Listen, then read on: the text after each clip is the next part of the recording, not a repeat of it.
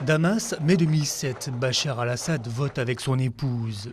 Candidat unique, le président sortant sera plébiscité pour un deuxième mandat de 7 ans à la tête de la Syrie. Pourtant, rien ne prédestinait ce médecin à embrasser la carrière politique. Il n'a que 34 ans lorsqu'il est appelé à prendre les rênes de la Syrie, à la mort de son père en 2000. Il tente alors une ouverture. Lutte contre la corruption, fin de l'état d'urgence, mais le printemps de Damas ne durera qu'1 an. Les résistances à l'intérieur du régime sont trop fortes, les arrestations d'opposants reprennent. Le jeune président s'attaque vite au dossier économique. Objectif, réussir la transition du système planifié vers l'économie de marché. Dès 2001, les banques privées sont autorisées. La Syrie était un peu réservée sur la question des investissements étrangers. Aujourd'hui, on essaie d'encourager et d'attirer les investisseurs, mais on est toujours sous le coup des sanctions.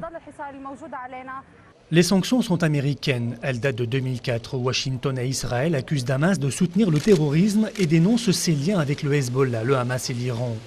L'isolement de la Syrie va s'accroître après l'assassinat en 2005 de l'ex-premier ministre libanais Rafik Hariri. Montré du doigt, Damas rejette toute implication, mais ses troupes doivent quitter le Liban après 29 ans de présence. À partir de 2008, la Syrie est de nouveau courtisée. On fait appel à elle pour mettre fin à la crise libanaise, entre autres. Bachar al-Assad est invité au défilé du 14 juillet à Paris. Je pense que nous sommes passés d'une période d'isolation à une phase d'ouverture.